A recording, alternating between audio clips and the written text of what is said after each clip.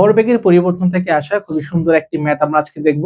তো প্রশ্নে কি বলা হয়েছে দেখি, যে 10 কেজি ভরের স্থির বস্তুর উপর 1500 নিউটন বল 15 সেকেন্ড ধরে কাজ করলে ভরবেগের পরিবর্তন কত হবে, তাই তো? আচ্ছা, তাহলে একটু দেখি তো আমাদের কি কি আছে। এই যে 10 কেজি, এটাকে আমরা কি দিয়ে প্রকাশ করি? এম দিয়ে প্রকাশ করি, তাই না?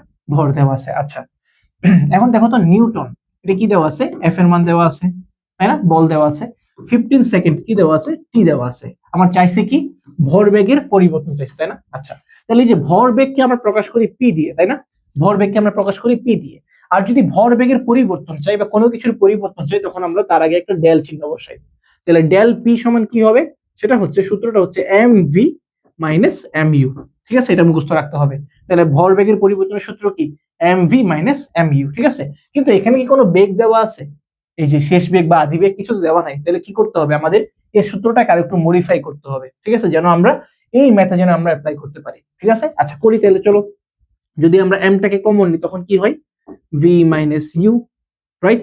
ওকে, এখন আমরা কি করব, যে আমরা টি দিয়ে ভাগ করব, আবার টি দিয়ে গুণ করব। তাহলে কাটাকাটি করলে তো আগের মতোই থাকে, তাই না? এটা যদি ব্র্যাকেটে রাখি তাহলে কি হচ্ছে দেখো তো। তাহলে এই যে এম, এই যে এটা কার সূত্র বলতে পারবা? V minus U by T. এটা হচ্ছে আমার ত্বরণের সূত্র। আমরা জানি ত্বরণ A equals V minus U divide by T. ঠিক আছে, আচ্ছা তাহলে আমরা এই জায়গায়, এটার জায়গায় কি বসাতে পারি? এ বসাতে পারি ইনটু টি। ঠিক আছে, এখন আমাকে বলো তো দেখি, এম এ কার সূত্র? আমরা পড়ছি যে এফ ইকুয়াল এম এ, মানে বলের সূত্র, তাই না? এফ ইকুয়ালস এম এ, তাহলে আমরা কি বলতে পারি? F T.